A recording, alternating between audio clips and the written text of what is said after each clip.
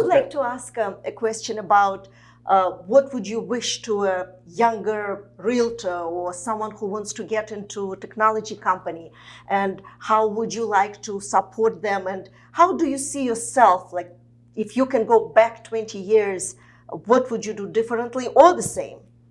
Let's start with you. That's a good question. Well, I think if you're coming into the real estate business and you're new and you're young, which I did, I think this is an industry of so many great mentors. But if you study, and this is the business I know, so maybe this is the case everywhere, it's basics. It's basic blocking and tackling. So I oftentimes find people come in, and I think we have an incredible education department that wants you to grow your career. It's not a training department, it's a business development and education growth department, because they're looking at how you're going to grow your career. And when you come in, we spend so much time saying, this is what's tried and true, this is what works, and follow the plan. And you'll find the niche that's best for you. Yeah. But I find so many people that decide what all this knowledge that we have, they're going to do it differently. Mm-hmm. And then they don't succeed, because there is a lot of turnover in our industry. And I find that people that just come in, and sometimes they don't have to be the most dynamic or smartest or best dressed or it doesn't matter. They come in and say, I'm going to follow that plan. And all of a sudden they take off and they build confidence.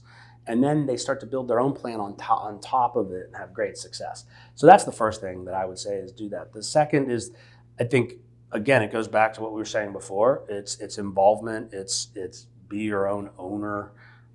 Even as an agent and a real estate agent, you're affiliated with Howard Hanna, you're partnered with us, but you're an independent contractor that's making commission. Mm-hmm. But so have your business plan, but then totally immerse yourself in our company. In fact, I'd say that's probably true anywhere. If you're at another brand and you start there, immerse yourself in that brand, make it your career, grow with that company, because especially if they've been around for a while, there's a reason. And I find that our best salespeople, or even our best career people that go from sales to management to running a whole market for us, they dove in. They said, I'm going to be part of this. I chose this brand because they're going to support me, because it has value. I'm proud of it. I'm enthusiastic to represent it, and buy into that. Don't just look at it as a stepping stone or a job, and I'm going to go to the next job, because job hopping doesn't work so well in this business. Yeah, no, it's all big relationships too, and your own personal equity. I would say it was interesting. So my son, he's 24, and he was graduating high school a few years ago, and he asked me a similar question. He said, Dad, what makes people successful? And I was like, Good kid. That's a good question, Daryl. It's insightful. It's a good question for a senior in high school. Yeah.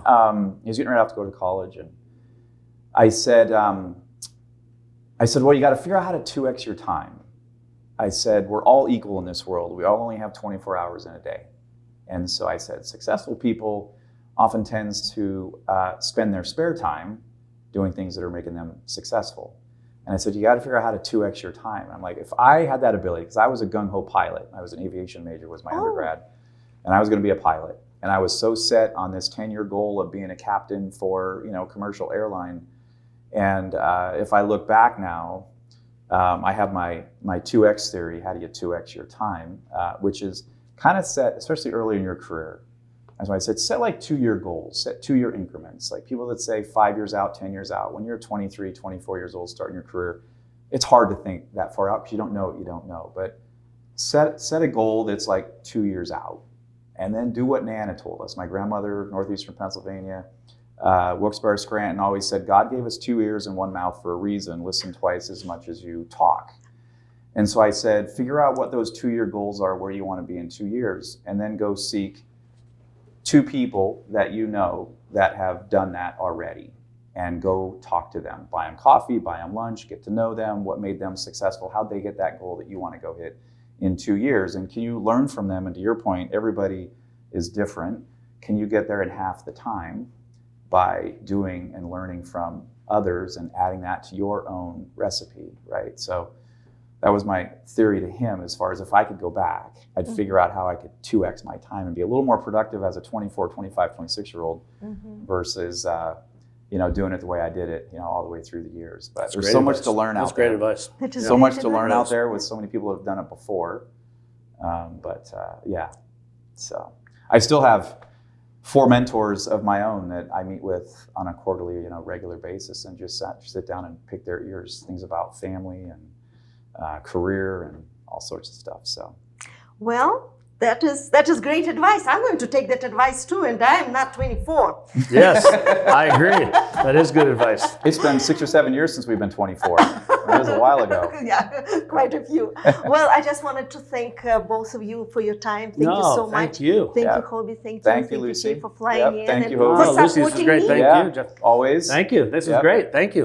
Thank Yeah. you. Enjoyed it. Oh, wishing you all the best. Thank you very much.